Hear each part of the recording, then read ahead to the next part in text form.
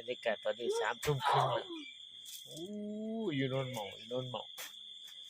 คันอยู่เขาค้อก็อีกแบบหนึ่งนี่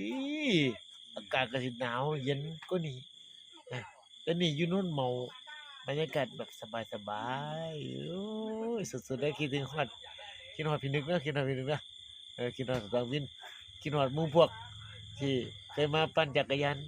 นำกันตอนปี66 15 16กันยาปี66ตอนนั้นที่มาแล้วก็มาเกี่ยวไข่จนเป็นที่มาของคำว่าบ่ต้องวินไข่ล้นเด้สุดๆๆๆเลยบรรยากาศในดาบเราปรับปรุงพื้นที่ด้านหน้าเป็นว่าพื้นที่เรานี่เหมาะกับจิบกาแฟหลายๆกับบรรยากาศแบบนี้ exclusive รับเฉพาะคนรู้ใจ